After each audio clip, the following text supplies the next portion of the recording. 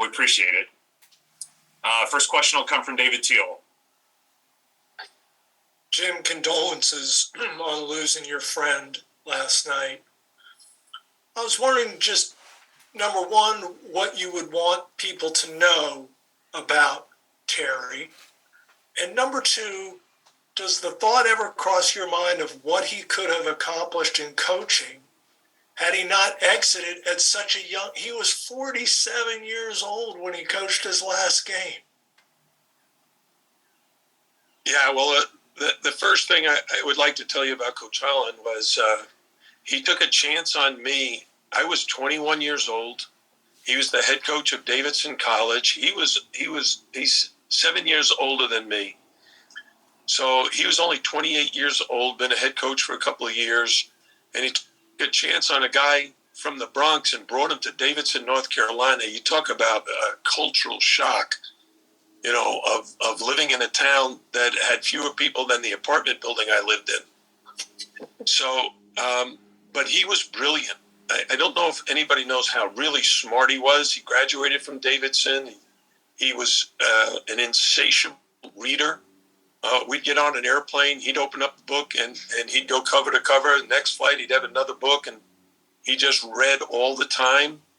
He was just a true role model, a mentor to me. And everything I've been able to do in coaching is really as a direct result of the example he set for me, the way he built his family. You know, my wife became a part of his family. The players at Davidson and Virginia became a part of his family. And I've tried to emulate that at Bowling Green and George Mason in Miami. So, but had he stayed in coaching, David, I mean, he certainly would be one of the winningest coaches of all time. I mean, he was 47. He could have coached 20, 25 more years. And he already...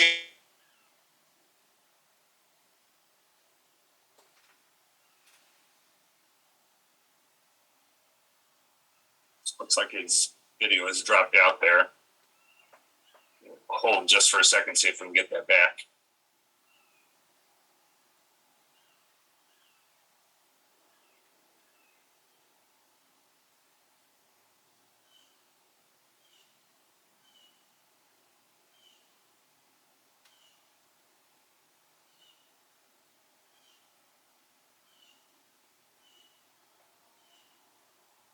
All right, let's try this again, Coach.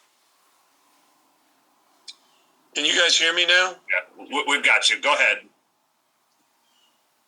I didn't hear the question. If there's another question.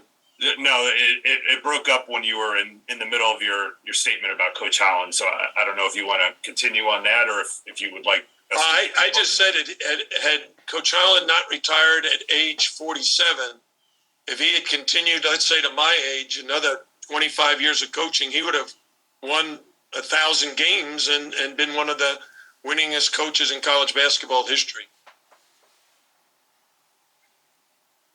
Can you hear me? Yes, you're good.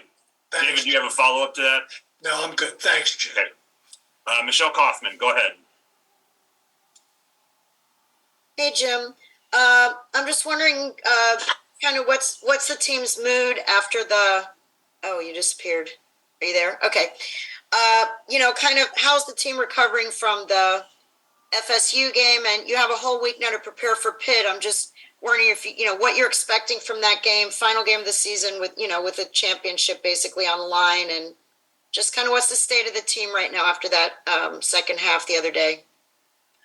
Well, first of all, we gave them yesterday off, so I haven't been with the players. I left the game on Saturday, went home and cried, and now today we're back at it. We'll meet with the team and talk about the game on Saturday, but most importantly, we'll talk about what we have ahead of us. As you mentioned, the game on Saturday now is our focus. And we'll prepare ourselves to play the best game we can on Saturday. Should be a great crowd again. It was an awesome crowd on Saturday versus Florida State. I expect there to be another sellout crowd on Saturday. So I think if anybody told myself and Coach Capel that we'd be playing for the championship of the regular season, the last game of the year, I think we'd both be pretty happy with that. What are you expecting from Pitt on Saturday? Well, they've had a great year. Obviously, they're at the top of the league. They were picked in the preseason poll toward the bottom, and now they're playing great basketball.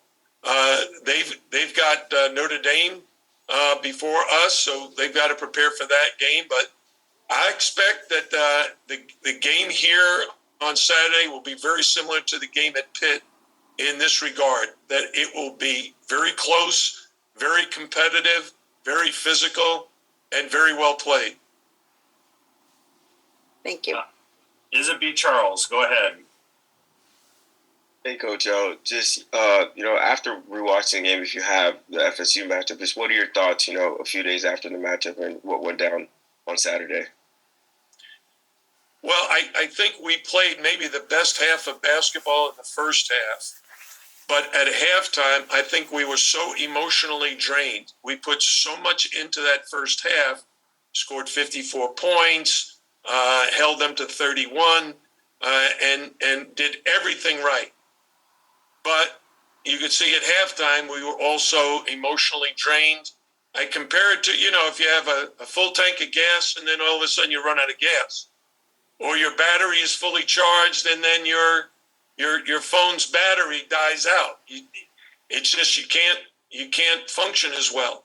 And that's basically what happened to us in the second half. We were emotionally drained, lost our energy at the half, and never could recapture it. And with that being said, we still led by 2 points with 5 seconds to go. So it would have been an absolutely perfect scenario had Matt Cleveland not made that last shot. If he misses and we win the game and our fans charge the court or what have you, that would have been the perfect ending. But unfortunately, that didn't happen. Kip Coons, go ahead. Yeah, Jim, good morning. I wanted to ask you also about Terry Holland. For those of us who covered your teams through the 70s and 80s, this one really hits hard. What's the one lesson that you learned on his staff that stays with you to this day? Well, Kip, I can tell you as a young assistant coach, I was trying to learn as much as I could from Coach Holland. He was a terrific coach, a real gentleman. He had great relationships with his players and his staff. And what I learned, the number one thing was that as a leader of young men, you have to create a family atmosphere where they know you're going to take care of them, that you have their best interest at heart. And he did that. I mean, his relationship with his former players is the best. And I know every one of them. Rick Carlisle reached out to me. I know Ralph Sampson, he lived with Coach Holland for a year. He had the best relationship with his coaches and players. And I've tried to do the same. He set a great example for me. And we've tried to do the same. My wife and I try to create a family atmosphere wherever we've been. And it's all due to the great role model he was. Thanks, Jim. Last question will come from Marcus Benjamin. Go ahead, Marcus. Hi, Coach. Just wanted to ask about the success of the team this year. This team is actually on track to being possibly one of the best in program history. And you've coached some pretty good teams here at Miami, including the 2013 team and, of course, last year's team. How does this team right now compare to the 2013 team? Well, I think very, very similar in this regard. They're very, very competitive and play very well together. They're very, very unselfish. They enjoy each other's company on the court and off the court. We've had great chemistry from day one. The main difference is our 2013 team was huge, and our 2023 team is very short. So from a basketball standpoint, You know, both teams terrific offensively. Our team this year has to rely very, very much on team defense. And if we can put together, you know, a good 40 minutes of defense against anyone in the country, I think we got a good chance. Coach L, thank you for the time. Appreciate it. Thank you.